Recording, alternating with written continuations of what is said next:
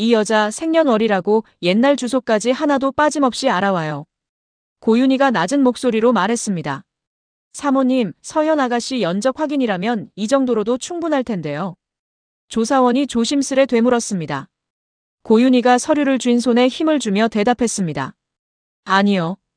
이 사람은 끝까지 다 봐야겠어요. 의붓딸의 연적 하나를 캐는 일이었습니다.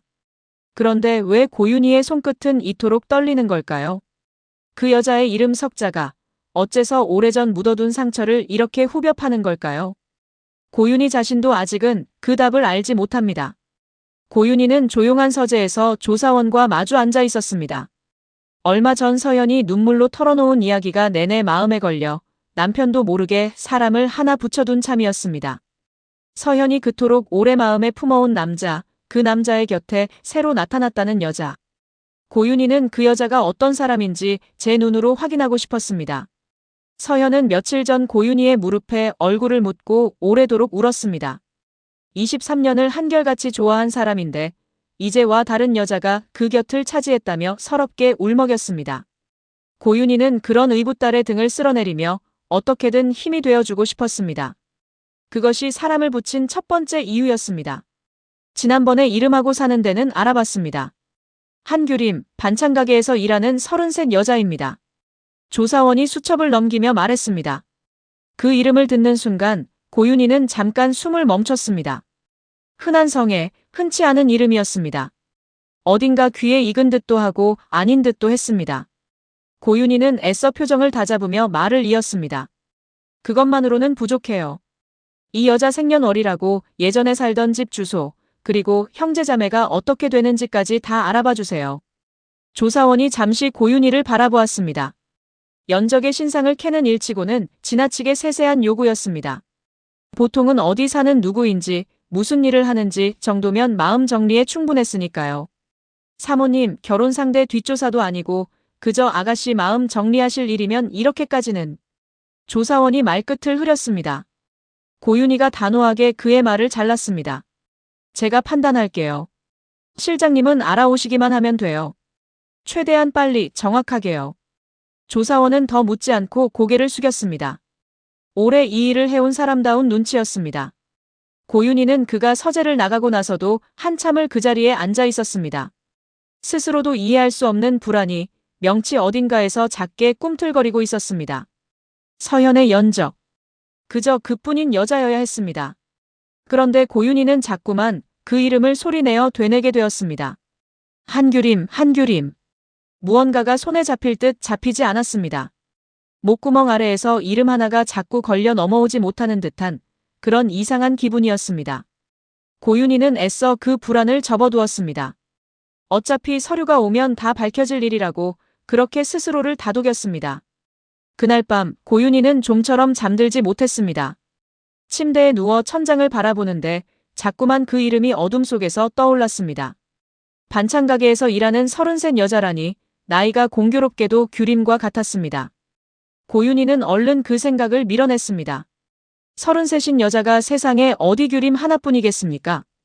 이런 부질없는 상상은 그저 두고 온 아이에 대한 그리움이 만들어낸 헛것일 뿐이라고 고윤희는 스스로를 나무랐습니다. 그러나 밀어내면 밀어낼수록 그 이름은 더 또렷하게 되살아났습니다. 마치 오래전 잃어버린 무언가가 이제야 자신을 찾아 문을 두드리는 것만 같았습니다. 며칠 뒤 조사원이 봉투 하나를 들고 다시 서재를 찾았습니다. 두툼한 서류였습니다. 고윤희는 남편과 서현이 모두 집을 비운 오후를 골라 그를 불렀습니다. 왠지 이 서류만은 아무에게도 보이고 싶지 않았습니다. 말씀하신 대로 다 알아봤습니다. 앞장부터 보시면 됩니다. 조사원이 봉투를 내밀며 말했습니다. 고윤희는 떨리는 손을 애써 숨기며 봉투를 받아들었습니다. 첫 장에는 한규림이라는 이름과 함께 생년월일이 또렷하게 적혀 있었습니다. 숫자를 눈으로 훑어내려가던 고윤희의 시선이 한 지점에서 우뚝 멈췄습니다. 그 숫자였습니다. 잊으려야 잊을 수 없는 해마다 이맘때가 되면 가슴 한구석이 저릿해지던 바로 그 날짜였습니다. 고윤희는 자기도 모르게 손끝을 오므렸습니다. 종이 위의 숫자가 눈앞에서 흔들리는 것 같았습니다. 매년 그 날짜가 다가오면 고윤희는 아무도 모르게 조용히 미역국을 끓였습니다. 아무 말 없이 한 그릇을 떠놓고 식은 국을 오래도록 바라보다 조용히 버리곤 했습니다. 남편에게도 서연에게도 그 이유를 말한 적은 없었습니다. 그 날짜는 오직 고윤희만의 것이었습니다. 큰딸이 세상에 태어난 날이었으니까요. 사모님? 어디 편찮으세요? 조사원이 낌새를 채고 물었습니다. 고윤희는 얼른 고개를 저었습니다. 아니에요. 계속하세요. 하지만 심장은 이미 제멋대로 뛰고 있었습니다. 머릿속에서는 애써 우연이라 되뇌었습니다. 세상에 같은 날 태어난 사람이 어디 한둘이겠느냐고, 이름이 비슷한 사람이 어디 하나둘이겠느냐고 스스로를 다독였습니다. 그러나 몸은 정직했습니다. 손끝이 저릿하게 굳어오고 등줄기로 서늘한 기운이 훑고 지나갔습니다. 고윤희는 숫자에서 눈을 떼지 못했습니다. 이성은 우연이라 말하는데 가슴 밑바닥에서는 이미 다른 답을 알아챈 듯 했습니다. 오래전 병원 침대 위에서 갓난아기를 처음 품에 안았던 그날의 온기가 그 숫자 하나의 통째로 되살아나고 있었습니다. 고윤희는 입술을 깨물었습니다. 다음 장을 넘기는 것이 이토록 두려울 줄은 몰랐습니다. 손이 서류 끝자락에서 멈칫멈칫 망설였습니다. 여기서 그만 덮어버리면 아무 일도 없던 것이 될 것 같았습니다. 그러나 고윤희는 알고 있었습니다. 이미 시작된 이상 자신은 끝까지 확인하지 않고는 견디지 못하리라는 것을요. 고윤희는 문득 큰딸의 생일이면 남몰래 미역국을 끓이던 자신의 습관이 얼마나 애처로운 것이었는지를 새삼 깨달았습니다. 얼굴 한번 보지 못하면서도 몸은 해마다 그 날짜를 잊지 않고 기억했습니다. 그리움이란 그런 것이었습니다. 아무리 덮어두려 해도 몸 어딘가에 새겨져 불쑥불쑥 되살아나는 것. 고윤희는 서류를 무릎에 올려둔 채 조용히 눈을 감았습니다. 이 숫자가 정말 규림의 것이라면 지난 17년 동안 자신이 끓인 미역국은 결국 살아있는 딸을 향한 것이었던 셈입니다. 그 생각에 이르자 고윤희의 눈가가 다시 젖어들었습니다. 고윤희는 마음을 다잡고 다음 장을 넘겼습니다. 거기에는 한규림이 예전에 살았다는 옛 주소가 적혀 있었습니다. 동네 이름이 눈에 들어오는 순간 고윤희의 숨이 턱 막혔습니다. 낯선 주소가 아니었습니다. 17년 전 고윤희 자신이 새 아이를 데리고 억척스럽게 살림을 꾸리던 바로 그 동네였습니다. 좁은 골목이 미로처럼 얽혀있던 그곳, 저녁이면 집집마다 된장찌개 냄새가 담을 넘어오던 그 동네였습니다. 그뿐이 아니었습니다. 주소 끝에 붙은 골목 이름까지 고윤희가 기억하는 그대로였습니다. 아침마다 아이들 손을 잡고 지나던 그 길 규림이 넘어져 무릎이 까졌다며 울던 그 모퉁이가 눈앞에 선연히 떠올랐습니다. 골목 어귀에는 낡은 구멍가게가 하나 있었고 규림은 늘 그 앞에서 동생들 손에 사탕을 하나씩 쥐어주곤 했습니다. 사모님 손이. 조사원이 나직이 말했습니다.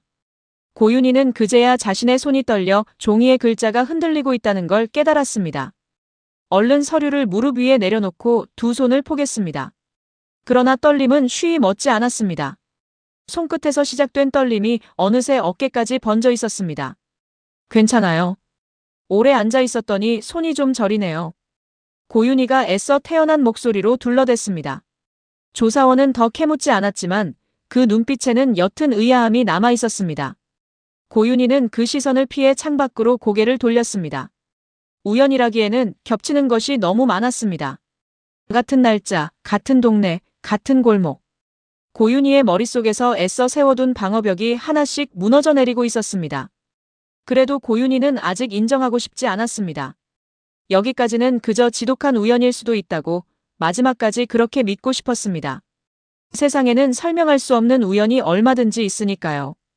그 동네에 살던 사람이 어디 한둘이었겠습니까? 이름이 비슷하고 나이가 비슷한 사람이야 얼마든지 있을 수 있었습니다. 고윤희는 창밖의 마당을 오래도록 바라보았습니다. 잘 손질된 정원수와 반듯한 담장이 오늘따라 낯설게 느껴졌습니다. 그리고 마침내 떨리는 손으로 다시 다음 장에 손을 얹었습니다. 넘기기 직전 고윤희의 손이 다시 한번 멈칫했습니다.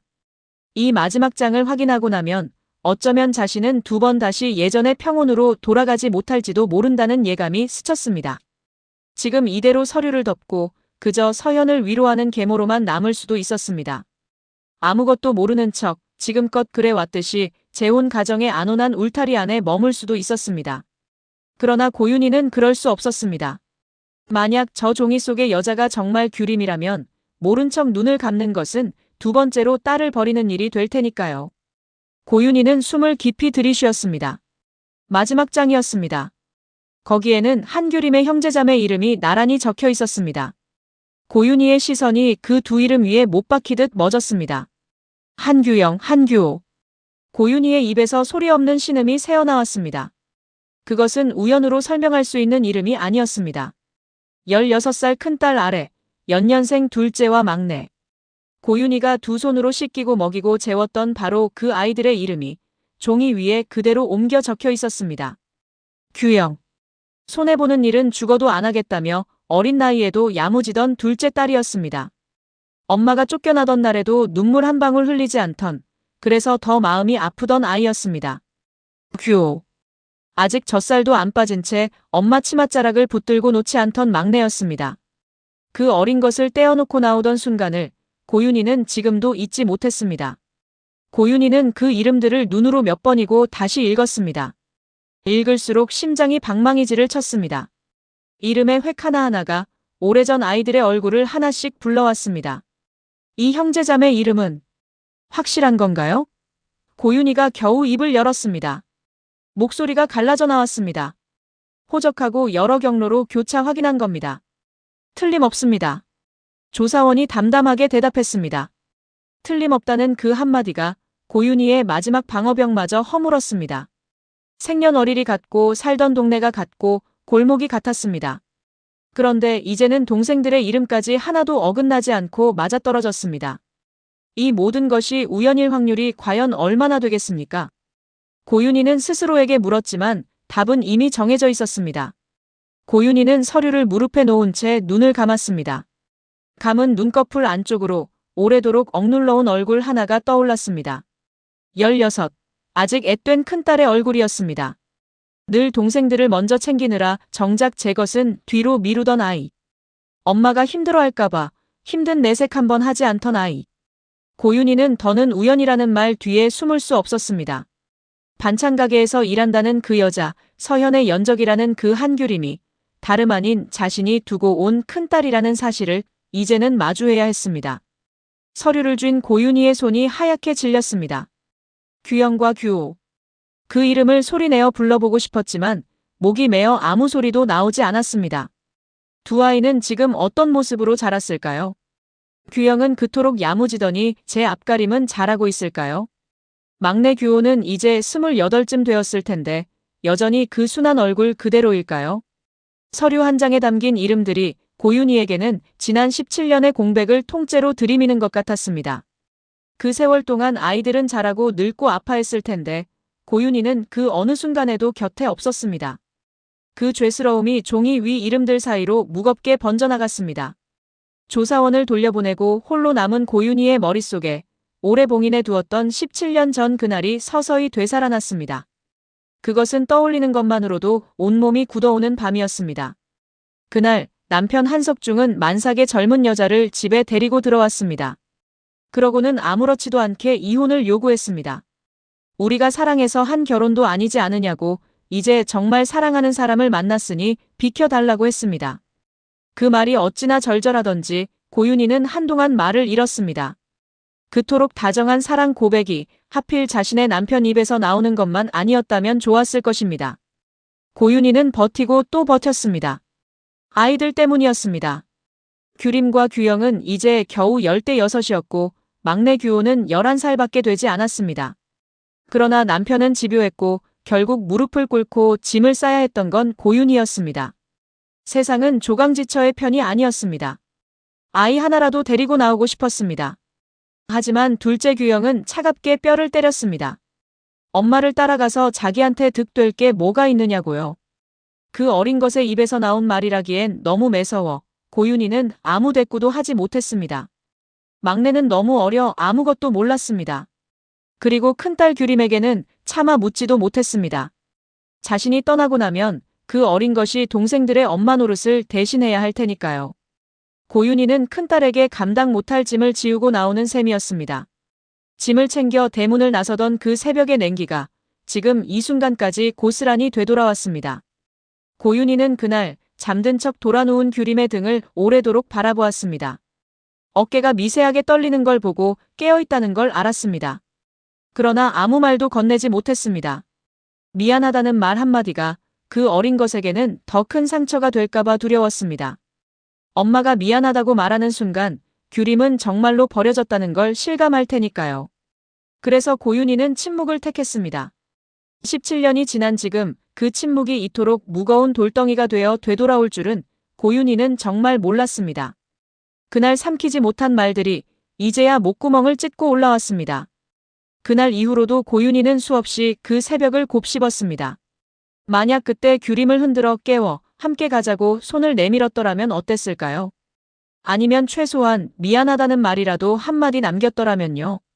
그러나 이제 와 돌이켜도 소용없는 가정들이었습니다.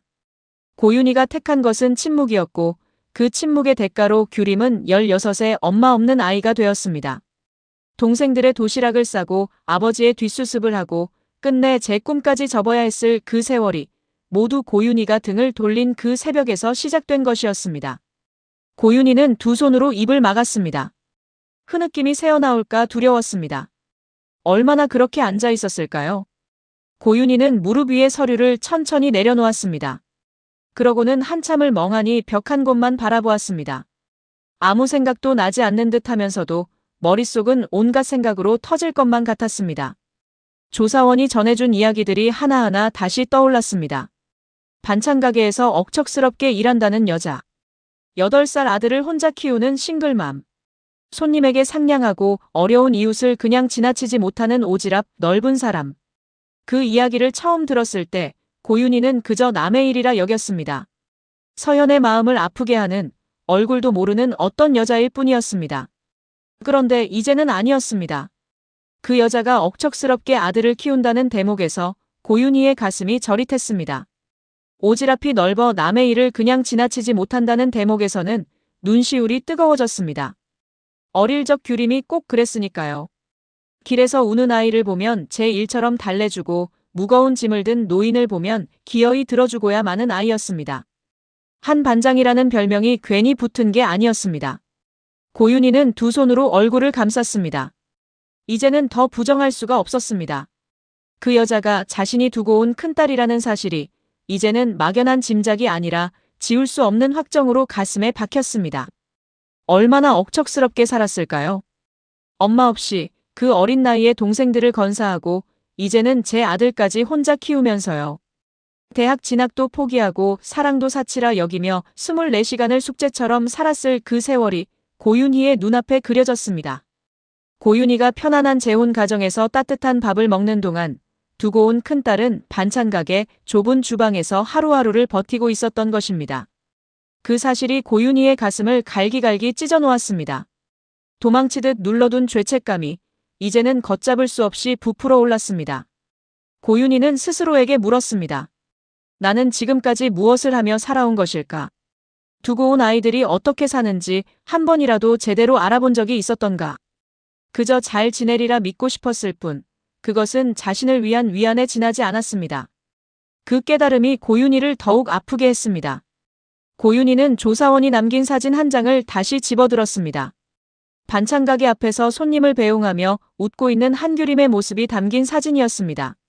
처음 볼 때는 그저 낯선 여자의 얼굴이었는데 이제 다시 보니 눈매며 웃는 인매가 어딘가 난찍었습니다. 어릴 적 규림이 딱 저렇게 웃었습니다. 힘든 일이 있어도 남들 앞에서는 애써 밝게 웃던 아이. 고윤희는 사진 속 딸의 얼굴을 손끝으로 조심스레 쓸어보았습니다. 차가운 종이의 감촉만이 손끝에 닿았습니다. 이렇게 가까이 얼굴을 마주하고도 손을 뻗어 안아볼 수 없다는 사실이 고윤희의 가슴을 다시 한번 후벼 팠습니다. 고윤희는 자리에서 일어서려 했습니다. 그러나 다리에 힘이 들어가지 않았습니다. 무릎이 접히듯 꺾이며 고윤희는 그대로 바닥에 주저앉고 말았습니다. 손에서 미끄러진 서류가 흩어져 방바닥에 어지럽게 널브러졌습니다. 눈앞이 아득해지고 숨이 가빠왔습니다. 고윤희는 가슴을 움켜쥐며 숨을 골랐습니다. 방 안의 공기가 갑자기 희박해진 것 같았습니다. 흩어진 종이 위로 한규림이라는 이름과 낯익은 숫자들이 어지럽게 눈에 들어왔습니다. 아무리 눈을 감았다 떠도 그 이름은 사라지지 않았습니다. 잃어버린 딸을 되찾았다는 벅참이 밀려올 법도 했습니다. 그러나 고윤희의 가슴을 먼저 짓누른 것은 자신이 저지른 일의 무게였습니다. 16 그 어린 것을 두고 나온 죄. 미안하다는 말 한마디 남기지 못한 죄. 17년 동안 단 한 번도 제대로 찾아 나서지 못한 죄. 그 모든 죄가 한꺼번에 몰려와 고윤희의 어깨를 짓눌렀습니다. 내가 무슨 짓을 한 거야? 고윤희가 떨리는 목소리로 혼잣말을 흘렸습니다. 그동안 고윤희는 스스로를 다독여왔습니다. 불쑥 찾아가는 것이 오히려 아이들을 난처하게 할 거라고 잘 지내고 있을 테니 굳이 흔들어 놓을 필요 없다고요. 그 말들이 실은 얼마나 비겁한 변명이었는지 이제야 뼈저리게 깨달았습니다. 큰딸은 잘 지내지 못했습니다. 엄마 없이 그 어린 어깨로 온 가족을 떠받치며 살아왔습니다. 고윤희는 바닥에 주저앉은 채 흩어진 서류를 끌어모으지도 못하고 오래도록 웅크리고 있었습니다. 눈물이 뺨을 타고 흘러내렸지만 닦을 힘조차 없었습니다. 되찾은 딸이 이토록 가까이에, 그것도 하필 서현의 상대 곁에 있다는 사실 앞에서 고윤희는 어디서부터 어떻게 마음을 추슬러야 할지 알 수 없었습니다. 기쁨과 죄책감, 그리움과 두려움이 한꺼번에 밀려와 그녀를 사정없이 흔들었습니다. 딸을 찾았으니 달려가 끌어안아야 마땅한데 고윤희는 선뜻 그럴 수가 없었습니다. 자신이 지은 죄가 너무 커서 그 앞에 나설 자격이 있는지조차 알 수 없었기 때문입니다. 되찾은 기쁨마저 온전히 누리지 못하는 것, 그것이 고윤희가 치러야 할 대가였습니다. 고윤희는 가까스로 벽을 짚고 몸을 일으켰습니다.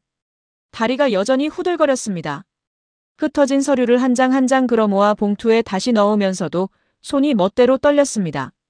이 서류를 어떻게 해야 할지, 이 사실을 앞으로 어떻게 안고 살아가야 할지 고윤희는 아무것도 정하지 못했습니다. 다만 한 가지는 분명했습니다. 이제 자신은 예전으로 돌아갈 수 없다는 것. 서현의 연적을 캐려다가 고윤희는 그만 자기 인생의 가장 깊은 상처를 다시 헤집고 만 것이었습니다. 봉투를 서랍 깊숙이 밀어넣으며 고윤희는 길게 한숨을 내쉬었습니다. 그 한숨 끝에는 아직 이름 붙이지 못한 복잡한 감정들이 무겁게 매달려 있었습니다. 서랍을 닫고 돌아서던 고윤희의 머릿속에 문득 서현이 했던 말이 떠올랐습니다. 며칠 전 눈물로 젖은 얼굴로 털어놓던 그 이야기였습니다. 엄마, 그 사람 곁에 어떤 여자가 나타났어요. 반찬 가게에서 일한다는데. 이름이 한규림이래요. 그때 고윤희는 그저 무심히 그 이름을 들었습니다. 서현을 아프게 하는 얼굴 모를 여자, 그 이상도 이하도 아니었습니다. 딸의 등을 다독이며 어떻게든 그 여자를 떼어놓을 방법을 찾아 주리라 마음먹었을 뿐이었습니다. 그런데 이제 그 이름이 전혀 다른 무게로 고윤희를 짓눌렀습니다.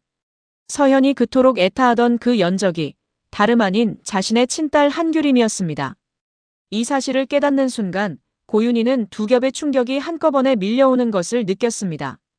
잃어버린 딸을 찾았다는 충격과 그 딸이 하필 의붓딸의 연적이라는 충격이었습니다. 두 감정은 서로 부딪히며 고윤희의 마음을 어지럽게 헝클어 놓았습니다. 고윤희는 소파에 힘없이 몸을 기댔습니다. 서현이 눈물을 흘릴 때마다 자신은 그 아이의 편이 되어 연적을 미워하고 경계했습니다. 그런데 그 연적이 규림이었다니. 자신이 미워하려 했던 그 여자가 실은 17년 동안 그리워하며 남몰래 미역국을 끓이던 큰딸이었다니. 고윤희는 헛웃음이 나올 것 같았습니다. 세상에 이런 얄궂은 인연이 또 어디 있겠습니까? 서현의 눈물도 진심이었고 규림을 향한 그리움도 진심이었습니다. 그런데 그 두 진심이 정면으로 부딪히는 자리에 고윤희 자신이 서 있었습니다. 한쪽을 위로하면 다른 한쪽을 저버리는 셈이 되는 그런 잔인한 자리였습니다. 고윤희는 손끝으로 관자놀이를 눌렀습니다. 머리가 깨질 듯 아파왔습니다. 어느 쪽 손도 놓을 수 없는데 두 손을 다 잡을 수도 없는 처지였습니다. 이 사실 하나가 고윤희가 지켜온 평온한 세계를 통째로 뒤흔들고 있었습니다. 고윤희는 며칠 전 서현을 위로하던 자신의 모습을 떠올렸습니다. 그때 자신은 딸의 편에 서서 그 얼굴 모를 여자를 은근히 나무라기까지 했습니다. 어떻게든 정신 차리게 만들어야지, 우리 서현이가 얼마나 착한 아이인데 하며 함께 속을 끓였습니다. 그 여자가 규림인 줄도 모르고 말입니다. 그 생각에 이르자 고윤희는 자신이 저지른 어리석음에 얼굴이 화끈거렸습니다. 미워하려 했던 상대가 제 딸이었다니. 규림은 아무 잘못도 없었습니다. 그저 8년 전 인연을 다시 만났을 뿐이고 그 인연이 하필 서연이 마음에 둔 사람이었을 뿐이었습니다. 고윤희는 두 딸 사이에서 자신이 어떤 말도 함부로 할 수 없게 되었다는 것을 절감했습니다. 이제 서연이 다시 눈물을 보이며 그 여자 이야기를 꺼낸다면 자신은 무슨 표정을 지어야 할까요? 함께 미워해줄 수도 그렇다고 두둔할 수도 없는 노릇이었습니다. 그저 어색하게 웃으며 딸의 등을 두드리는 수밖에 없을 텐데 그 웃음 뒤에 숨긴 비밀을 서연이 눈치채기라도 하면 어쩌나 싶어 고윤희는 벌써부터 가슴이 조여왔습니다. 소파에 기댄 채 고윤희는 오래도록 눈을 감고 있었습니다. 생각하면 할수록 상황은 더 얽히고 설켜 감당하기 어려워졌습니다. 의붓딸 서연이 23년을 한결같이 짝사랑해온 남자. 그 남자의 곁에 자신이 버린 친딸이 있었습니다. 서연에게는 세상에서 가장 소중한 사람이, 규림에게는 새로운 인연의 상대였습니다. 그리고 고윤희는 그 두 여자 모두를 사랑하는 자리에 있었습니다. 한쪽은 정성으로 길러낸 의붓딸이었고 한쪽은 배 아파놓고도 지켜주지 못한 친딸이었습니다. 어떻게 이런 일이? 고윤희가 나직이 혼잣말을 흘렸습니다. 어느 쪽도 온전히 편들 수 없다는 것이 고윤희를 가장 괴롭게 했습니다. 서연의 편에 서서 규림을 밀어내자니 두 번째로 딸을 저버리는 꼴이었습니다. 규림의 편에 서서 그 인연을 응원하자니 눈물로 매달리던 서연의 얼굴이 밟혔습니다. 어느 쪽으로 발을 옮겨도 다른 한 아이가 상처받을 수밖에 없는 자리였습니다. 게다가 두 사람 모두 자신들 사이에 고윤희가 어떤 식으로 얽혀 있는지 까맣게 몰랐습니다. 서연은 계모가 자기 연적의 친엄마라는 걸 알 리 없었고 규림은 애초에 고윤희가 제 친엄마인 줄조차 몰랐습니다. 오직 고윤희 혼자만이 이 얽힌 실타래의 한가운데에서 모든 것을 알아버린 채 서 있었습니다. 그 무게가 온전히 고윤희 한 사람의 몫이었습니다. 누구에게도 털어놓을 수 없고 누구와도 나눌 수 없는 비밀이었습니다. 고윤희는 자신이 마치 살얼음판 위에 서 있는 것 같다고 느꼈습니다. 어느 한 발을 잘못 디디면 서연의 세계도 규림의 세계도 그리고 자신이 애써 지켜온 재혼 가정도 한꺼번에 깨져버릴 것만 같았습니다. 고윤희는 두 손을 모아 쥐고 그저 이 순간이 지나가기만을 바랐습니다. 그러나 한번 알아버린 진실은 결코 되돌릴 수 없다는 것을 고윤희 자신이 가장 잘 알고 있었습니다. 고윤희는 서연과 규림, 두 딸의 얼굴을 나란히 떠올려 보았습니다. 서연은 어릴 적 제 어미를 잃고 고윤희에게 마음을 열어준 아이였습니다. 피 한 방울 섞이지 않았어도 고윤희는 그 아이를 친자식처럼 아꼈습니다. 규림은 배 아파 낳고도 지켜주지 못한 아이였습니다. 피가 이어졌으되 곁을 지켜주지 못한 죄인이었습니다. 한쪽에는 갚아야 할 정이 있었고 다른 한쪽에는 갚아야 할 빚이 있었습니다. 그 둘 사이에서 저울질을 한다는 것 자체가 고윤희에게는 견디기 힘든 일이었습니다. 어느 쪽으로도 기울 수 없는 저울을 손에 든 채 고윤희는 그저 막막하게 앉아있을 수밖에 없었습니다. 차라리 아무것도 몰랐다면 좋았을까요? 그러나 이미 알아버린 이상 모르던 때로는 돌아갈 수 없었습니다.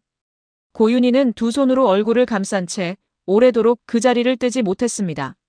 창밖으로는 여느 때와 다름없는 하루가 흘러가고 있었지만 고윤희의 마음속 시간만은 17년 전 그 새벽에 멈춰 선 것 같았습니다. 그렇게 얽힌 생각의 실타래를 더듬어 가던 고윤희의 머릿속에 문득 또 하나의 얼굴이 스쳐 지나갔습니다. 서연이 지나가듯 언급했던 그 여자의 아들이었습니다. 그 여자한테 8살짜리 아들이 있대요, 엄마. 그때는 그저 흘려들었던 말이 이제 고윤희의 가슴을 서늘하게 훑고 지나갔습니다. 한결이라 했던가요? 8살 된 그 사내 아이. 만약 규림이 자신의 친딸이 맞다면 그 아이는 고윤희에게 손잡벌이 되는 셈이었습니다. 고윤희의 심장이 다시 세차게 뛰기 시작했습니다. 소문에는 규림의 상대라는 그 남자가 아이의 아버지일지 모른다는 말도 있었습니다. 만약 그것이 사실이라면 그리고 규림이 정말 자신의 딸이 맞다면 그 아이는 고윤희가 한 번도 본 적 없는 외손자일지 모릅니다. 그 아이가 자신의 외손자일지도 모른다는 생각에 이르자 고윤희는 온몸이 서늘해졌습니다. 자신도 모르는 사이에 이미 손잡벌되는 아이가 이 세상에 태어나 8해를 살아왔다는 것입니다. 그 아이가 걸음마를 떼고 말을 배우고 학교에 들어가는 동안 고윤희는 그런 아이가 있다는 사실조차 몰랐습니다. 내가 할미가 될 나이가 되도록 아무것도 몰랐구나. 고윤희가 떨리는 목소리로 중얼거렸습니다. 아직은 아무것도 확실하지 않았습니다.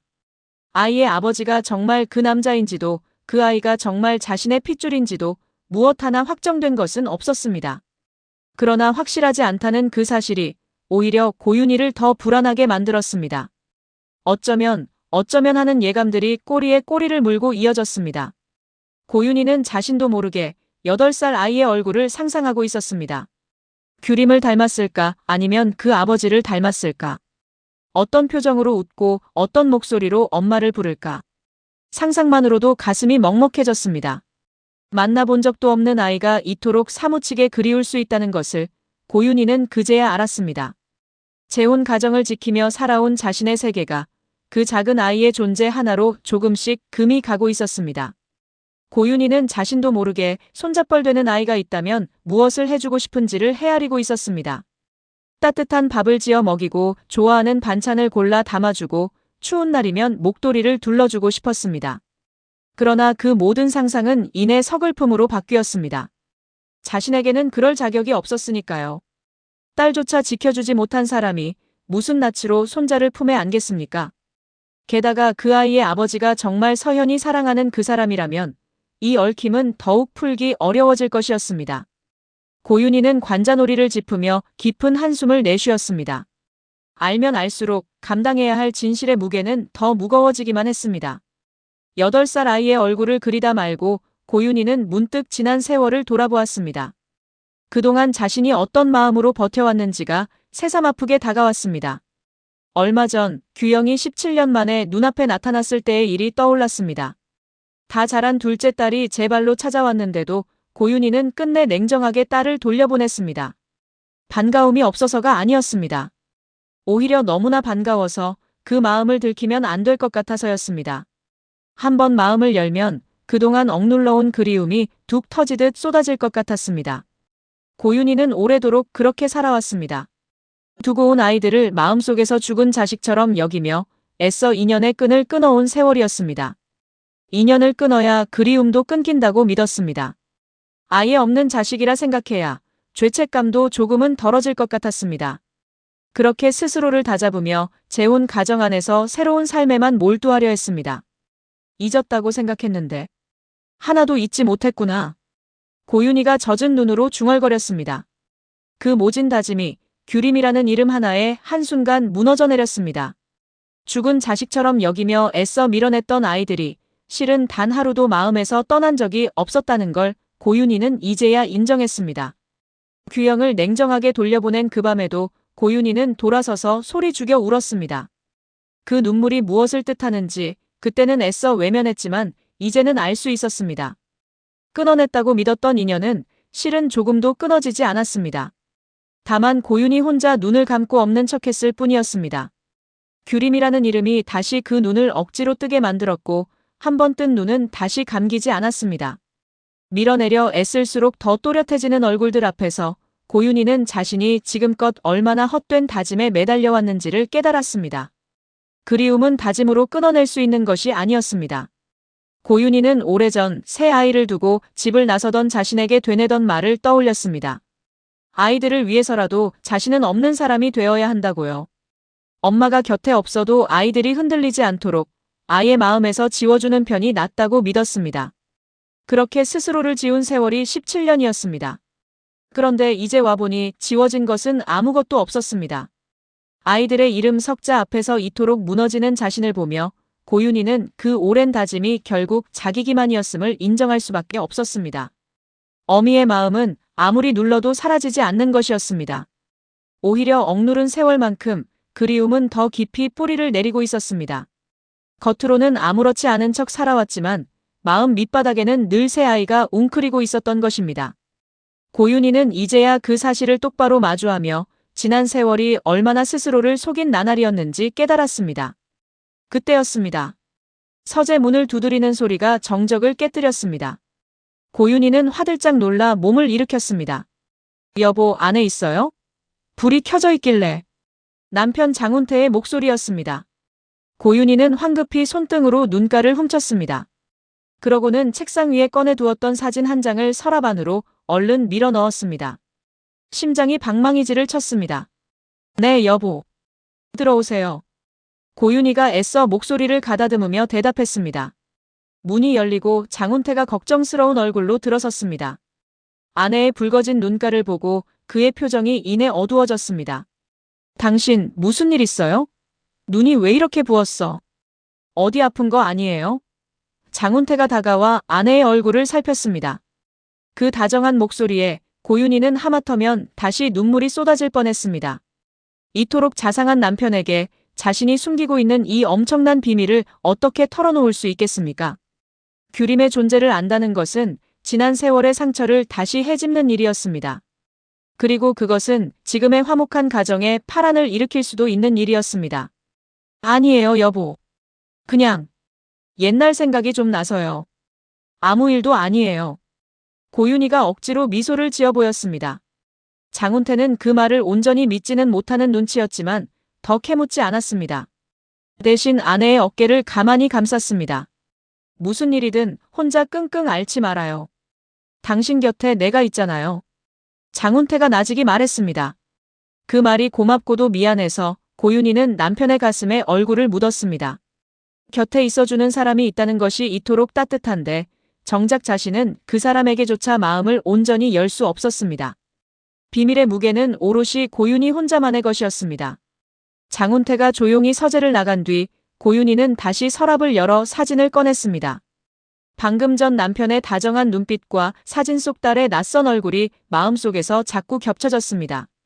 지금 자신이 누리는 이 안온한 가정은 어쩌면 딸의 몫이었을 자리를 대신 차지하고 있는 것인지도 몰랐습니다. 규림이 반찬가게 좁은 주방에서 고단한 하루를 보내는 동안 고윤희는 널찍한 저택에서 자상한 남편의 보살핌을 받고 있었습니다. 그 대비가 고윤희의 마음을 다시 후벼 팠습니다. 고윤희는 사진을 가슴에 꼭 안았습니다. 미안하다는 말이 입안에서만 맴돌 뿐 어디로도 닿지 못했습니다. 언젠가 이 말을 딸에게 직접 전할 날이 올까요? 아니면 이대로 평생 사진을 향해서만 되뇌게 될까요? 고윤희는 사진 속 딸의 웃는 얼굴을 오래도록 들여다보았습니다. 그 웃음 뒤에 얼마나 많은 눈물이 숨어 있었을지 이제는 조금 알 것 같았습니다. 딸도 자신처럼 남들 앞에서는 애써 웃으며 속으로 울음을 삼켜왔을 테니까요. 장훈태가 잠자리에 든 뒤에도 고윤희는 홀로 서재에 남아 밤을 새웠습니다. 잠은 좀처럼 오지 않았습니다. 자리에 누워도 자꾸만 몸을 뒤척였고 눈을 감으면 규림의 얼굴이 떠올랐습니다. 어떻게 해야 할까요? 고윤희의 머릿속에서는 두 가지 생각이 밤새 다투었습니다. 한쪽에서는 지금 당장이라도 규림을 찾아가야 한다고 말했습니다. 17년이나 딸을 저버렸는데 이제라도 달려가 미안하다고 그동안 얼마나 그리웠는지 모른다고 털어놓아야 하지 않겠느냐고요. 딸이 얼마나 힘들게 살아왔는지 알면서도 모른 척한다면 그것은 사람의 도리가 아니라고 마음이 다그쳤습니다. 그러나 다른 한쪽에서는 평생 이대로 침묵해야 한다고 말했습니다. 이제 와 나타나봤자 규림에게는 상처만 될 뿐이라고요. 16에 자신을 버린 엄마가 이제 와 무슨 낯으로 나타나겠습니까? 게다가 규림은 하필 서현의 연적이었습니다. 자신이 나서는 순간 규림도 서현도 그리고 재혼 가정 전체가 뒤흔들릴 수밖에 없었습니다. 내가 무슨 자격으로? 고윤희가 어둠 속에서 나직이 중얼거렸습니다. 찾아가자니 자격이 없는 것 같았고 침묵하자니 그 또한 딸을 2번 버리는 일 같았습니다. 어느 쪽을 택해도 마음이 편치 않았습니다. 밤이 깊어갈수록 고윤희의 갈등도 깊어만 갔습니다. 창밖으로 희뿌옇게 동이 터올 무렵까지도 고윤희는 아무것도 정하지 못했습니다. 다만 한 가지는 분명히 알았습니다. 이제 자신은 규림이라는 존재를 모른 척하고는 단 하루도 편히 살 수 없으리라는 것을요. 알기 전으로는 결코 돌아갈 수 없었습니다. 고윤희는 지친 눈을 감았다 뜨며 밤새 뒤척인 자신을 물끄러미 내려다보았습니다. 이 무거운 갈등을 앞으로 얼마나 더 안고 살아야 할지 알 수 없었습니다. 동이 트는 창가에 서서 고윤희는 오래도록 하늘을 바라보았습니다. 밤새 뒤척이며 내린 결론은 아무것도 없었지만 마음 한구석에서는 이미 답이 정해져 있는지도 몰랐습니다. 침묵하자는 이성과 달리 몸은 이미 딸이 있는 곳으로 향하고 싶어 안달이 나 있었으니까요. 고윤희는 자신의 그런 마음을 애써 눌렀습니다. 함부로 나섰다가 딸의 삶을 헝클어뜨릴까 두려웠습니다. 그러나 그리움은 두려움보다 힘이 셌습니다. 창문에 비친 자신의 지친 얼굴을 바라보며 고윤희는 결국 한 가지만은 허락하기로 했습니다. 얼굴만 딱 한 번만 멀리서 보고 오는 것. 그 정도는 어미로서 허락받아도 되지 않겠느냐고 스스로에게 물었습니다. 다가가 말을 걸지도 손을 내밀지도 않겠다고 다짐했습니다. 그저 살아있는 딸의 얼굴을, 그 표정과 몸짓을 두 눈에 담아오는 것만으로 족하다고요. 그렇게라도 하지 않으면 고윤희는 이 갈등을 안고 단 하루도 버틸 수 없을 것 같았습니다. 밤을 꼬박 새운 고윤희의 눈은 붉게 충혈되어 있었지만 그 안에는 오랜만에 어떤 열망이 조용히 타오르고 있었습니다. 날이 밝자 고윤희는 결국 조사원에게 다시 연락을 넣었습니다. 밤새 아무것도 정하지 못했으면서도 몸은 이미 딸이 있는 곳을 향하고 있었습니다. 실장님, 그 여자가 일한다는 반찬 가게 말이에요. 위치를 다시 한번 정확히 알려주세요. 고윤희가 조심스레 물었습니다. 전화기 너머로 잠시 침묵이 흘렀습니다. 조사원도 이 요구가 예사롭지 않다는 걸 느낀 듯 했습니다. 사모님, 직접 가보시려고요?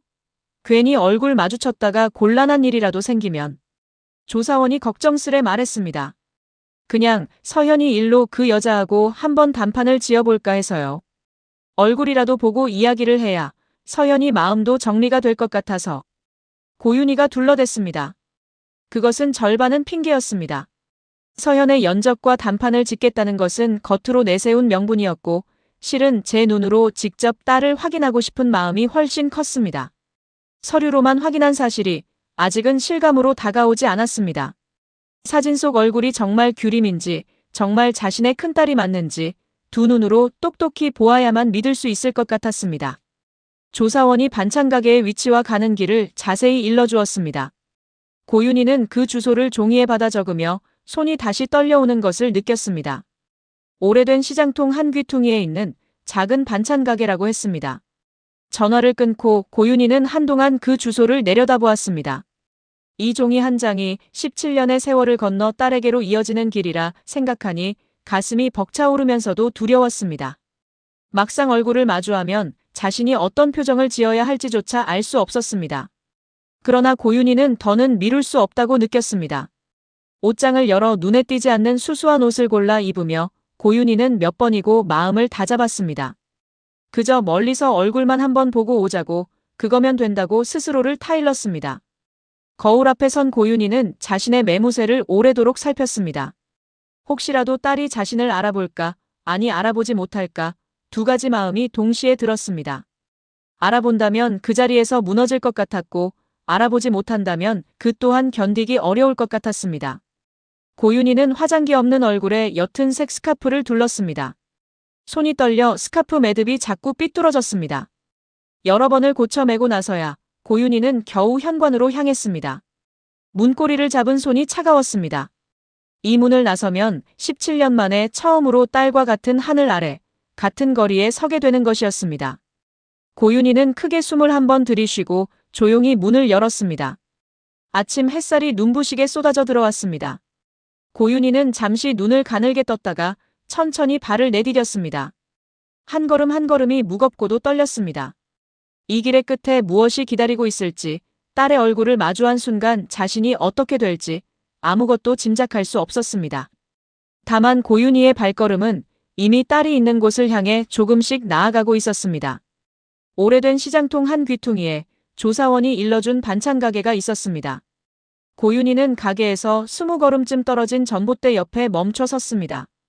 더는 발이 떨어지지 않았습니다. 가게 안에서는 한 여자가 분주히 움직이고 있었습니다. 앞치마를 두르고 반찬을 담고 손님에게 봉지를 건네는 그 여자. 고윤희는 숨을 멈춘 채 그 모습을 바라보았습니다. 사진으로만 보던 얼굴이 이제 눈앞에서 살아 움직이고 있었습니다.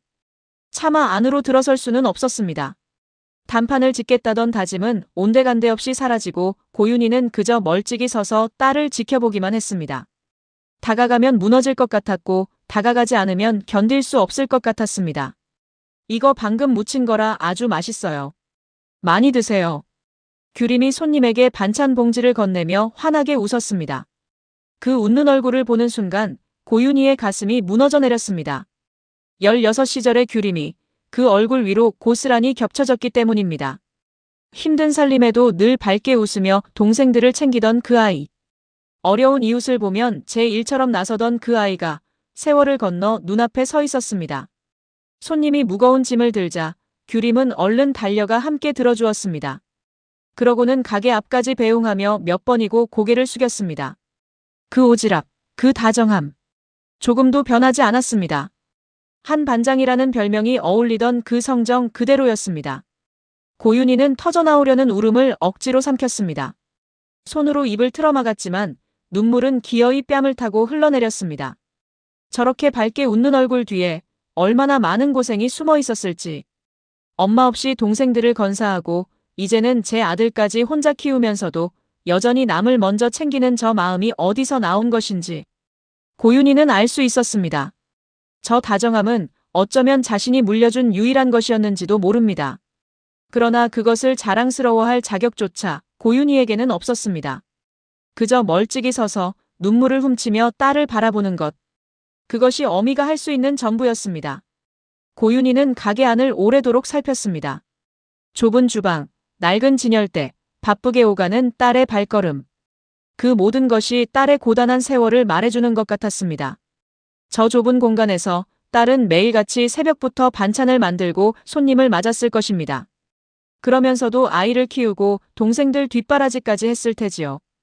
고윤희는 자신이 널찍한 저택에서 편히 지내는 동안 딸이 이런 곳에서 억척스럽게 버텨왔다는 사실이 사무치게 미안했습니다. 다가가 손이라도 한번 잡아주고 싶었지만 고윤희는 끝내 전봇대 곁을 떠나지 못한 채 그 자리에 붙박여 있었습니다. 지나가는 사람들이 힐끔거려도 고윤희는 그 자리를 뜨지 못했습니다. 한 걸음만 더 다가서면 딸의 목소리를 들을 수 있을 것 같은데 그 한 걸음이 세상에서 가장 멀게 느껴졌습니다. 17년의 세월이 그 짧은 거리 안에 고스란히 쌓여 있었기 때문입니다. 그때 가게 안쪽에서 사내아이 하나가 쪼르르 뛰어나왔습니다. 8살쯤 되어 보이는 아이였습니다. 엄마, 나 숙제 다 했어요. 아이가 규림에게 매달리며 소리쳤습니다. 고윤희의 심장이 덜컥 내려앉았습니다. 저 아이가 조사원이 말했던 그 8살 아들일 것입니다. 규림이 혼자 키운다는 바로 그 아이. 규림은 반찬 묻은 손을 앞치마에 쓱 닦고는 아이의 머리를 다정하게 쓰다듬었습니다. 우리 결이 다 했어? 아이고 잘했네. 조금만 기다려. 엄마 이것만 하고 맛있는 거 해줄게. 규림이 환하게 웃으며 말했습니다. 결이. 그 이름을 듣는 순간 고윤희는 다시 한번 가슴이 철렁했습니다. 한결. 서연이 말했던 바로 그 아이의 이름이었습니다. 고윤희는 아이에게서 눈을 떼지 못했습니다. 엄마 품에 안겨 웃는 그 얼굴을 홀린 듯이 바라보았습니다. 아이의 눈매가 어딘가 낯익었습니다. 규림을 닮은 것 같기도 하고 아닌 것 같기도 했습니다. 웃을 때 살짝 접히는 눈매가 어쩐지 낯설지 않았습니다. 아이는 엄마 곁을 맴돌며 제잘거렸습니다. 학교에서 있었던 일, 친구들 이야기, 오늘 배운 것들을 신이 나서 늘어놓았습니다. 규림은 바쁜 와중에도 하나하나 다 들어주며 맞장구를 쳤습니다. 두 모자의 모습은 더없이 다정하고 따뜻했습니다. 그 따뜻한 풍경을 바라보며 고윤희는 오히려 가슴이 시렸습니다. 저 아이가 정말 자신의 핏줄일지 모른다는 생각이 자꾸만 머릿속을 맴돌았습니다. 확실한 것은 아무것도 없었지만 아이의 얼굴을 볼수록 그 예감은 점점 짙어졌습니다. 고윤희는 자신도 모르게 한 걸음 아이 쪽으로 발을 옮겼다가 이내 멈칫했습니다. 지금 다가가서는 안 된다고 스스로를 붙들었습니다. 그러나 그 작은 아이에게서 눈을 떼는 일이 이토록 어려울 줄은 몰랐습니다. 아이는 엄마의 앞치마 자락을 붙들고 무언가를 조르듯 배시시 웃었습니다. 규림은 못 이기는 척 아이의 볼을 살짝 꼬집으며 함께 웃었습니다. 두 사람 사이에는 오랜 세월 단둘이 서로를 의지하며 쌓아온 정이 고스란히 배어 있었습니다. 아빠 자리가 비어 있어도 저 아이는 엄마의 사랑만으로 저렇게 밝게 자란 것입니다. 고윤희는 그 모습이 대견하면서도 한편으로는 가슴이 아렸습니다. 저 아이에게도 딸에게도 채워지지 않은 빈자리가 있을 것을 알기 때문이었습니다. 그리고 그 빈자리의 시작이 어쩌면 자신이었을지도 모른다는 생각에 고윤희는 다시 고개를 떨구었습니다. 만약 자신이 그때 딸을 두고 나오지 않았더라면 규림의 삶은 어떻게 달라졌을까요? 아이를 혼자 키우는 고생도 동생들을 떠맡는 무게도 없었을지 모릅니다. 부질없는 가정인 줄 알면서도 고윤희는 그 생각을 떨쳐낼 수 없었습니다. 눈앞에 다정한 풍경이 오히려 고윤희에게는 뼈아픈 자책이 되어 돌아왔습니다. 아이의 얼굴을 뜯어보던 고윤희는 문득 자신이 무엇을 하고 있는지 깨닫고 화들짝 놀랐습니다. 그 작은 얼굴에서 자신도 모르게 어떤 흔적을 찾고 있었던 것입니다. 서현이 사랑하는 그 남자의 흔적을요.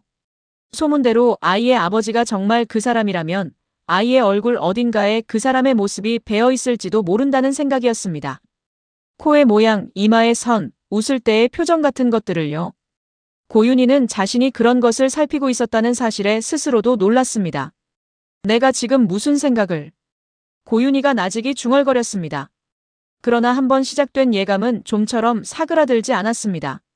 오히려 아이를 보면 볼수록 그 예감은 확신에 가까워졌습니다. 만약 아이의 아버지가 그 남자가 맞다면, 그리고 규림이 자신의 딸이 맞다면 저 아이는 고윤희의 외손자일지 모릅니다. 한 번도 안아보지 못한, 존재조차 몰랐던 외손자일지 모릅니다. 그 예감이 확신처럼 굳어질수록 고윤희가 지켜온 세계는 조금씩 갈라지기 시작했습니다. 재혼 가정의 안온한 울타리, 서현과 남편과 함께 쌓아온 화목한 일상. 그 모든 것이 저 작은 아이의 존재 하나로 위태롭게 흔들렸습니다. 고윤희는 두려웠습니다. 만약 이 모든 예감이 사실로 밝혀진다면 그 다음에 벌어질 일들을 감당할 수 있을지 자신이 없었습니다. 서현은 사랑하는 사람의 아이가 하필 계모의 외손자라는 걸 알면 어떤 표정을 지을까요? 규림은 자신이 오래전 자기를 버린 엄마라는 걸 알면 어떻게 될까요? 그리고 저 아이는요? 생각이 거기까지 미치자 고윤희는 현기증이 일었습니다. 얽히고 설킨 인연의 실타래가 저 작은 아이 하나로 인해 더욱 단단히 묶여버린 것 같았습니다. 풀 수도 끊을 수도 없는 매듭이었습니다. 고윤희는 전봇대에 몸을 기댄 채 한동안 숨을 고르며 서 있었습니다. 발밑이 흔들리는 것 같았습니다. 아직은 모두 예감일 뿐이라고 고윤희는 애써 스스로를 다잡았습니다. 아이의 아버지가 누구인지 확인된 것도 아니고 저 아이가 정말 자신의 핏줄이라는 증거도 없었습니다. 그러나 마음이란 이상한 것이어서 이성이 아무리 아니라고 말려도 자꾸만 한쪽으로 기울어졌습니다. 저 아이를 처음 본 순간부터 고윤희의 몸은 이미 어떤 답을 알아챈 것 같았습니다. 오래전 규림을 처음 품에 안았을 때 느꼈던 그 뭉클함이 낯선 아이를 바라보는 지금 다시 되살아나고 있었으니까요. 고윤희는 그 낯설고도 익숙한 감정 앞에서 자신이 얼마나 무력한지를 절감했습니다. 핏줄이란 이렇게 몸이 먼저 알아채는 것일까요? 한 번도 만난 적 없는 아이인데도 고윤희의 가슴은 벌써 그 아이를 향해 저릿하게 열리고 있었습니다. 고윤희는 그런 자신을 나무라면서도 끝내 그 이끌림을 멈출 수 없었습니다. 더는 그 자리에 서 있을 수 없었습니다. 고윤희는 마음을 다잡고 몸을 돌렸습니다. 이제 그만 돌아가야 했습니다. 얼굴을 보았으니 되었다고, 그거면 충분하다고 스스로를 타일렀습니다. 그러나 몇 걸음 옮기지 못하고 고윤희의 발이 우뚝 멈췄습니다. 도무지 발걸음이 떨어지지 않았습니다. 등 뒤에 두고 온 딸과 손잡벌 아이가 자꾸만 옷자락을 붙드는 것 같았습니다. 고윤희는 다시 뒤를 돌아보았습니다. 여전히 가게 앞에서는 규림이 아이와 함께 웃고 있었습니다. 그 따뜻한 풍경이 고윤희의 발목을 붙들었습니다. 17년이었습니다. 모른 척 눈 감고 살아온 세월이 꼭 그만큼이었습니다. 그동안 고윤희는 아이들을 마음에서 지웠다 믿으며 재혼 가정에만 몰두해왔습니다. 이제 와 다가가는 것이 옳은 일인지 고윤희는 확신할 수 없었습니다. 괜히 나타나 딸의 삶을 흔들어 놓는 건 아닐까. 지금 이대로도 잘 살고 있는 아이에게 오히려 상처만 주는 건 아닐까. 돌아가자. 그냥 돌아가자. 고윤희가 스스로에게 되뇌었습니다. 그러나 발은 좀처럼 말을 듣지 않았습니다. 이제라도 다가가 손을 내밀고 싶은 마음과 모른 척 돌아서야 한다는 마음이 고윤희의 안에서 사납게 다투었습니다. 한 발을 떼면 그리움이 붙들었고 돌아서려 하면 죄책감이 발목을 잡았습니다. 고윤희는 그 자리에 붙박인 듯 서 있었습니다. 가게 쪽으로도 집 쪽으로도 발을 옮기지 못한 채였습니다. 딸에게 다가갈 용기도, 딸을 두고 완전히 돌아설 냉정함도 고윤희에게는 없었습니다. 오래도록 그렇게 서 있다가 고윤희는 결국 무거운 발걸음을 집 쪽으로 돌렸습니다. 그러나 걸음을 옮기면서도 자꾸만 뒤를 돌아보았습니다. 딸의 모습이 시야에서 완전히 사라질 때까지 고윤희는 몇 번이고 또 몇 번이고 뒤를 돌아보았습니다. 시장통을 빠져나오는 내내 고윤희의 눈앞에는 딸과 아이의 얼굴이 어른거렸습니다. 이대로 집에 돌아간다 해도 오늘 본 그 풍경은 결코 잊히지 않을 것 같았습니다. 오히려 얼굴을 보고 나니 그리움은 전보다 더 깊어졌습니다. 차라리 오지 말 것을 하는 후회도 잠깐 스쳤지만 고윤희는 이내 고개를 저었습니다. 후회하지 않았습니다. 이렇게라도 딸이 살아가는 모습을 두 눈에 담을 수 있어서 오히려 다행이라 여겼습니다. 다만 그 다행스러움의 대가로 앞으로 더 큰 갈등을 안고 살아가야 한다는 것을 고윤희는 무거운 마음으로 받아들였습니다. 집으로 향하는 골목마다 낮에 본 딸의 얼굴이 따라붙었습니다. 웃으며 손님을 배웅하던 모습, 아이의 머리를 쓰다듬던 손길, 앞치마 자락에 손을 닦던 무심한 몸짓까지 하나도 빠짐없이 눈에 새겨졌습니다. 고윤희는 그 장면들을 마음속에서 몇 번이고 되감아보며 무거운 발걸음을 옮겼습니다. 집으로 돌아온 고윤희는 아무 일도 없었던 사람처럼 저녁상을 차렸습니다. 손에 익은 대로 국을 끓이고 반찬을 담았지만 마음은 온통 낮에 본 그 풍경에 가 있었습니다. 엄마, 오늘 어디 다녀오셨어요? 아침에 안 계시길래. 서연이 식탁에 앉으며 물었습니다. 응, 그냥. 바람 좀 쐬고 왔어.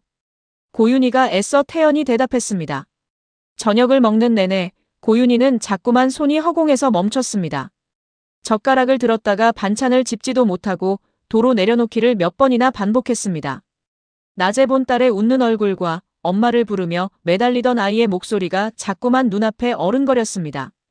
그런 어머니의 낌새를 서연이 놓치지 않았습니다. 엄마, 오늘 좀 이상하세요. 어디 편찮으신 거 아니에요? 서연이 걱정스러운 얼굴로 고윤희를 바라보았습니다. 아니야, 괜찮아. 그냥 좀 피곤해서 그래. 고윤희가 얼른 미소를 지어 보였습니다. 그러나 서연은 쉬이 물러서지 않았습니다. 어릴 적부터 자신을 길러준 계모의 표정 변화를 서연은 누구보다 잘 알았습니다. 엄마, 저한테 무슨 일 있으면 꼭 말씀하셔야 해요. 저 이만큼 컸는데 엄마 걱정 하나 못 나눠드리면 서운하잖아요.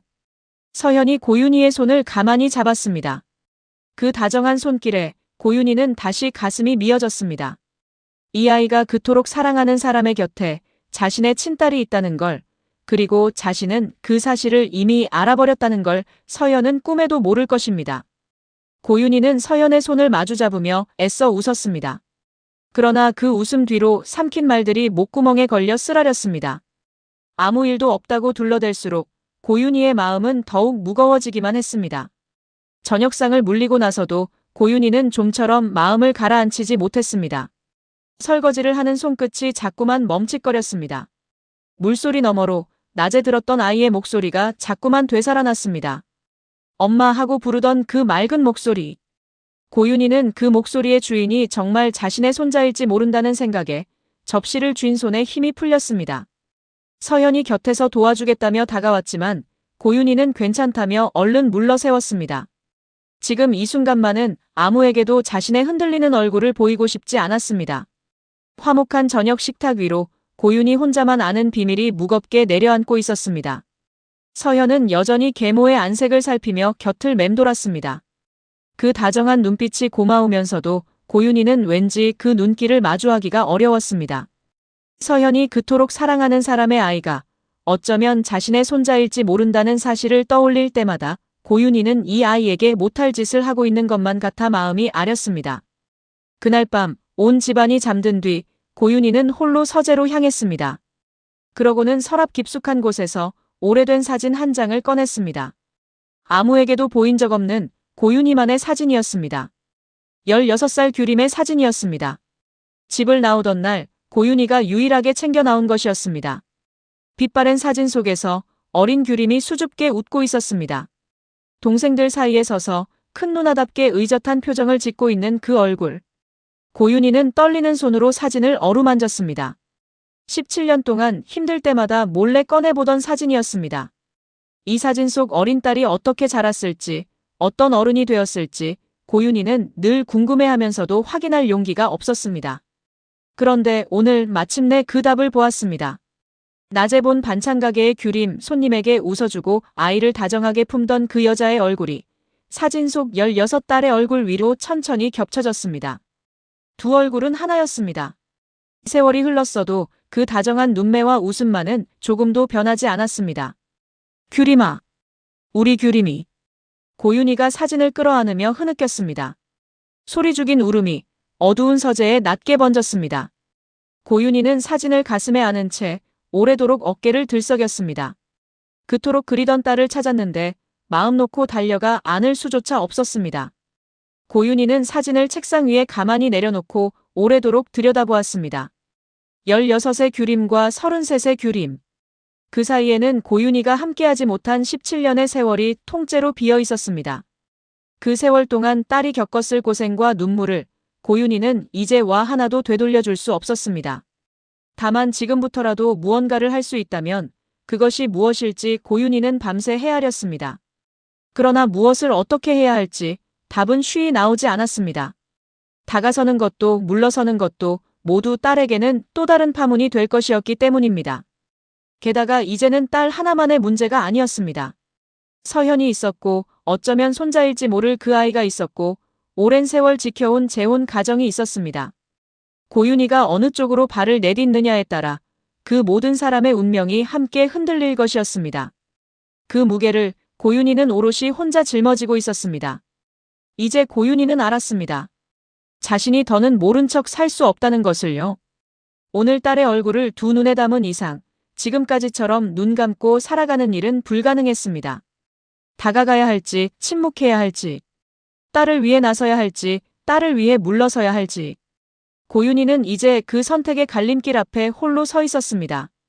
어느 길을 택하든 누군가는 상처받을 것이고 고윤희 자신도 온전할 수 없을 것입니다. 사진 속 어린 딸의 웃는 얼굴을 바라보며 고윤희는 밤이 깊도록 그 갈림길 앞을 떠나지 못했습니다. 지금부터는 앞선 회차에서 깔린 단서들이 어디로 향하고 있는지 함께 짚어보겠습니다. 특히 고윤희가 서연의 연적을 캐다가 마주하게 되는 이름 하나, 그 이름이 어떻게 오래 묻어둔 상처를 다시 건드리는지를 중심으로 살펴보려 합니다. 인물들의 관계와 그동안 쌓여온 복선을 하나씩 따라가다 보면 다음 회에 어떤 문이 열릴지 어렴풋이 보이실 겁니다. 천천히 이야기를 풀어보겠습니다. 이 이야기에서 가장 조용하게 그러나 가장 깊게 깔려온 복선은 고윤희와 한규림의 관계입니다. 고윤희는 17년 전 한석중에게 이혼을 강요당해 새 아이를 두고 집을 나선 사람입니다. 큰딸 한규림, 둘째 한규영, 막내 한규호를 그대로 남겨둔 채 떠나야 했지요. 그 뒤 고윤희는 장훈태와 재혼의 새로운 가정을 이루었고 겉으로는 두고 온 아이들과 완전히 인연을 끊은 듯 살아왔습니다. 그런데 그 끊어진 실이 엉뚱한 곳에서 다시 이어지기 시작합니다. 고윤희는 의붓딸 서연을 위해 서연이 오래 마음에 둔 남자 곁에 나타난 여자를 캐보기로 합니다. 처음에는 그저 딸의 연적일 뿐이었습니다. 그런데 조사에서 돌아온 이름이 한규림이었고 나이도 자신의 딸과 같았습니다. 고윤희는 그 대목에서 문득 멈칫합니다. 흔한 성에 흔치 않은 이름 게다가 같은 나이. 어렴풋한 예감이 스치기 시작한 것이지요. 여기서 중요한 것은 고윤희가 아직 확신에 이르지는 못했다는 점입니다. 이름과 나이가 겹친다는 사실 앞에서 가슴이 서늘해졌을 뿐 그 여자가 정말 자신이 버린 큰딸이라는 증거는 아직 손에 쥐지 못했습니다. 그래서 이 예감은 확인을 부르게 됩니다. 연적의 신상을 캐던 조사가 이제는 잃어버린 딸을 확인하는 조사로 방향을 틀 수밖에 없는 것이지요. 고윤희가 이 정도로 세세한 조사를 요구하는 것 자체가 예사롭지 않습니다. 단순히 딸의 마음을 정리해 주려는 것이라면 어디 사는 누구인지 정도면 충분했을 테니까요. 그런데 고윤희는 생년월일과 옛 주소, 형제자매까지 알아오라고 합니다. 이 지나친 요구 안에는 고윤희 자신도 아직 이름 붙이지 못한 불안이 이미 꿈틀거리고 있는 셈입니다. 이성은 우연이라 다독이는데 몸이 먼저 다른 답을 알아챈 것이지요. 그래서 다음 회에서는 고윤희가 그 조사를 한층 더 깊이 밀어붙일 가능성이 높습니다. 이름과 나이만으로는 부족하니 생년월일과 옛 주소, 형제자매까지 낱낱이 확인하려 들 겁니다. 생년월일이 아이가 태어난 그날과 겹치고 옛 주소가 새 아이를 데리고 억척스럽게 살던 그 동네와 겹치고 형제자매 자리에 한규영과 한규호라는 이름이 나란히 드러나는 순간 지금까지의 예감은 더 버틸 수 없는 확정으로 바뀌게 됩니다. 우연이라 우기던 방어벽이 하나씩 무너지고 고윤희가 마침내 서연의 연적이 자신의 친딸임을 정면으로 마주하는 방향으로 이야기가 흘러갈 수 있습니다. 이 관계가 특별한 무게를 갖는 이유는 두 사람의 인지 상태가 완전히 어긋나 있기 때문입니다. 고윤희 쪽에서는 예감이 확신으로 차오르고 있는데 정작 한규림은 고윤희가 자신의 친엄마라는 사실을 조금도 알지 못합니다. 규림에게 고윤희는 얼굴도 모르는 남 서연이라는 여자의 계모일 뿐입니다. 이 어긋남이 그동안 얼마나 촘촘하게 깔려왔는지 돌이켜보면 마음이 아려옵니다. 오래전 홍옥선이 아들의 상대를 험담하며 장훈태의 집을 찾았을 때 고윤희는 그 험담의 대상이 다름 아닌 자기 친딸인 줄도 모른 채 저도 모르게 그 아이를 감쌌습니다. 무언가 좋은 점이 있으니 만나는 것 아니겠느냐고요. 핏줄은 이렇게 서로를 모르면서도 서로를 향해 반응하고 있었던 것입니다. 한규림이라는 인물의 성정도 여기에 겹쳐집니다. 규림은 길에서 우는 아이를 그냥 지나치지 못하고 무거운 짐을 든 노인을 기어이 들어주는 사람입니다. 어릴 적 별명이 한 반장이었을 만큼 남을 먼저 챙기는 마음이 몸에 밴 사람이지요. 고윤희가 조사에서 전해 들은 규림의 모습, 억척스럽게 아들을 홀로 키우면서도 오지랖 넓게 남을 돕는다는 그 대목은 어릴 적 규림을 그대로 옮겨놓은 것과 같습니다. 규림이 지금 어떤 삶을 살고 있는지를 떠올리면 이 어긋남은 더욱 마음을 아프게 합니다. 규림은 엄마 없이 어린 나이에 동생들의 도시락을 싸고 아버지의 뒷수습을 하고 끝내 제 꿈까지 접어야 했던 사람입니다. 이제는 8살 아들까지 홀로 키우며 반찬 가게에서 억척스럽게 하루하루를 버티고 있지요. 그 모든 세월이 고윤희가 등을 돌린 그날에서 시작되었다고 볼 수도 있습니다. 그런데 정작 규림은 그 사실도 자신을 찾아 헤매는 친모의 마음도 전혀 알지 못합니다. 그래서 다음 회에 고윤희가 규림을 직접 확인하려 나설 가능성이 큽니다. 서류로 안 사실은 아직 실감이 되지 않으니 제 눈으로 딸을 보고 싶어질 테니까요. 다만 규림은 여전히 아무것도 모른 채일 것이므로 두 사람이 마주치더라도 곧바로 서로를 알아보는 상봉으로 이어지지는 않습니다. 멀찍이 서서 딸을 지켜볼 뿐 다가가 손 한번 잡지 못하는 그런 어긋난 재회가 오히려 더 큰 긴장을 만들어내는 방향으로 흘러갈 수 있습니다. 고윤희의 예감이 이토록 무거운 까닭은 그 딸이 하필 서연의 연적 자리에 서 있기 때문입니다. 장서연은 김무진을 23년째 한결같이 마음에 담아온 사람입니다. 유학을 마치고 돌아왔을 때부터 서연의 눈에는 오직 김무진뿐이었지요. 그런데 그 김무진의 마음이 오래전부터 다른 곳에 가 있었습니다. 바로 한규림입니다. 김무진에게 한규림은 모든 것을 버리게 만든 사람이었습니다. 재벌가의 후계 자리를 내려놓고 빈털터리로 집을 나설 만큼 마음을 쏟았던 상대였지요. 8년의 공백을 지나 다시 만난 지금도 김무진은 겉으로는 매몰차게 굴면서도 규림을 향한 흔들림을 감추지 못합니다. 반찬 가게까지 찾아가 유치하게 실랑이를 벌이는 모습이 그 마음을 그대로 드러냈습니다. 세 사람의 삼각 구도가 팽팽한 가운데 서연은 지칠 대로 지쳐 이민까지 생각하게 됩니다. 그러면서 계모에게 연적의 이름을 흘렸지요. 서연으로서는 그저 마음을 털어놓은 것이었지만 그 이름이 계모에게 어떤 폭풍을 몰고 올지는 꿈에도 몰랐습니다. 서연은 자신이 사랑하는 사람의 곁을 차지한 여자가 실은 계모의 친딸이라는 사실을 알 길이 없으니까요. 여기에 얄궂은 대목이 하나 더 있습니다. 그동안 서연이 눈물을 흘릴 때마다 고윤희는 딸의 편에 서서 그 얼굴 모를 연적을 함께 미워하고 경계해왔다는 점입니다. 어떻게든 그 여자를 떼어놓을 방법을 찾아주겠다며 서연을 다독였지요. 그 여자가 자신의 친딸인 줄은 꿈에도 모른 채로요. 만약 진실을 알게 된다면 고윤희는 자신이 미워하려 했던 상대가 다름 아닌 두고 온 큰딸이었다는 사실 앞에서 어떤 표정을 지어야 할지 알 수 없게 됩니다. 그래서 다음 회에는 이 삼각 구도가 고윤희를 통해 전혀 다른 층으로 얽혀들 가능성이 높습니다. 고윤희가 규림을 친딸로 확정하는 순간 서연의 연적은 곧 고윤희의 친딸이 되고 김무진이 마음에 둔 여자 또한 고윤희의 친딸이 됩니다. 세 사람의 사랑 싸움 한복판에 아무도 모르는 친모가 소리 없이 들어서게 되는 것이지요. 한쪽을 위로하면 다른 한쪽을 저버리는 셈이 되는 잔인한 자리에서 고윤희가 어느 편도 들 수 없어 괴로워하는 방향으로 이야기가 나아갈 수 있습니다. 고윤희가 이 진실 앞에서 쉽게 움직이지 못하는 데에는 그녀가 지켜온 재혼 가정이 있습니다. 장훈태는 아내에게 더없이 자상한 사람입니다. 아내의 딸이면 곧 자기 자식이라며 규영의 등록금을 흔쾌히 내어주었고 상견례 자리에서는 아버지 대역까지 맡아주었지요. 규영이 두 눈 뜨고 살아있는 친어머니를 죽은 사람으로 꾸며낸 사정을 알고도 장훈태는 당신 자식이면 내 자식이라며 아내를 다독였습니다. 서연 또한 고윤희에게 각별한 딸입니다. 어릴 적 친어머니를 잃은 서연은 고윤희를 진심으로 엄마라 부르며 따랐고 고윤희도 피 한 방울 섞이지 않은 그 아이를 친자식처럼 아꼈습니다.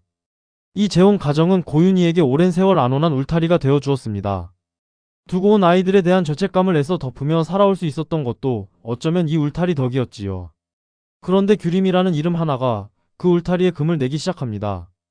지금 고윤희가 누리는 안온함이 실은 두고 온 딸의 몫이었을지도 모른다는 생각이 들기 시작하면 마음이 편할 리 없습니다. 자신이 자상한 남편의 보살핌을 받는 동안 큰딸은 반찬가게 좁은 주방에서 하루하루를 버텨왔으니까요. 그래서 다음 회에는 고윤희가 이 비밀을 홀로 끌어안은 채 남편과 서연 앞에서 아무렇지 않은 척 애쓰는 방향으로 흘러갈 가능성이 높습니다. 자상한 장훈태에게조차 털어놓지 못하고 서연의 안색을 살피며 마음을 졸이는 나날이 이어질 수 있습니다.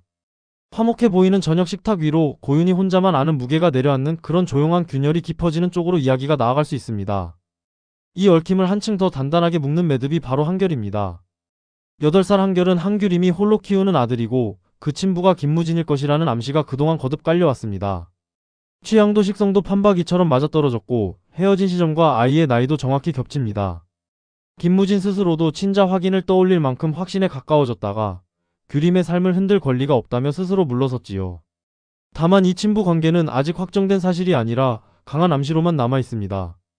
규림은 여전히 부인하고 있고 김무진도 검사를 접은 상태입니다. 그런데 한석중이 조홍식을 떼어내려고 지어낸 거짓 소문 한결의 아빠가 돌아왔다는 그 말이 공교롭게도 김무진이 다시 나타난 현실과 맞물리며 우연히 진실에 가까워지고 있습니다. 여기에 홍옥선까지 한결의 뒷조사에 나섰다는 점이 무겁게 다가옵니다. 홍옥선은 그 아이가 정말 아들의 핏줄이라면 데려와 키우겠다는 서늘한 속내를 드러냈지요. 만약 한결이 김무진의 아들이 맞다면 그 아이는 홍옥선에게는 친손자가 되고 고윤희에게는 한 번도 안아보지 못한 외손자가 됩니다. 한결이라는 아이가 무거운 또 하나의 까닭은 이 아이가 여러 사람의 운명을 한 점에 묶어두기 때문입니다. 규림에게는 홀로 키워온 자식이고 김무진에게는 존재조차 몰랐던 핏줄일 가능성이 있으며 홍옥선에게는 데려와 키우겠다 벼르는 대상입니다. 그리고 고윤희에게는 한 번도 안아보지 못한 외손자일지 모르는 아이입니다. 한 아이를 두고 이렇게 여러 갈래의 마음이 얽히니 앞으로 이 아이의 친부가 밝혀지는 순간 이야기 전체가 크게 요동칠 수밖에 없습니다. 그래서 다음 회에는 고윤희가 이 아이의 존재에 마음이 흔들리는 방향으로 흘러갈 수 있습니다. 딸을 확인하는 과정에서 손잡벌 되는 아이의 존재까지 알게 되면 감당해야 할 진실의 무게는 곱절로 커집니다. 만나본 적도 없는 아이가 사무치게 그리워지는, 그러면서도 딸조차 지켜주지 못한 자신에게 무슨 자격이 있느냐고 스스로를 나무라는 마음이 함께 밀려올 겁니다. 고윤희가 이제 딸 하나만의 문제가 아님을 깨닫고 다가서지도 물러서지도 못한 채 더 깊은 갈등으로 빠져드는 쪽으로 이야기가 나아갈 수 있습니다. 고윤희가 이 모든 예감 앞에서 무너질 수밖에 없는 것은 그 밑바닥에 오랜 죄책감이 자리하고 있기 때문입니다. 고윤희는 새 아이를 두고 나오던 그날 미안하다는 말 한마디 남기지 못했습니다. 그 말이 오히려 어린 것에게 더 큰 상처가 될까 두려워 침묵을 택했지요. 그러나 그 침묵은 세월이 흐를수록 더 무거운 돌덩이가 되어 돌아왔습니다. 얼마 전 둘째 규영이 17년 만에 제 발로 찾아왔을 때도 고윤희는 끝내 냉정하게 딸을 돌려보냈습니다. 반가움이 없어서가 아니라 오히려 너무 반가워서 그 마음을 들키면 안 될 것 같아서였지요. 한번 마음을 열면 억눌러온 그리움이 뚝 터지듯 쏟아질 것 같아 1,000만 원을 쥐어주고 다시는 연락하지 말라며 선을 그었습니다. 그러나 돌아선 뒤 소리 죽여 우는 사람이 바로 고윤희였습니다. 이렇게 고윤희는 두고 온 아이들을 마음에서 죽은 자식처럼 여기며 애써 인연을 끊어온 사람입니다. 인연을 끊어야 그리움도 끊긴다고 믿었지요. 그런데 그 모진 다짐이 한규림이라는 이름 하나에 한순간 무너집니다. 끊어냈다고 믿었던 인연은 실은 조금도 끊어지지 않았고 다만 혼자 눈을 감고 없는 척했을 뿐이라는 사실이 드러나는 것이지요.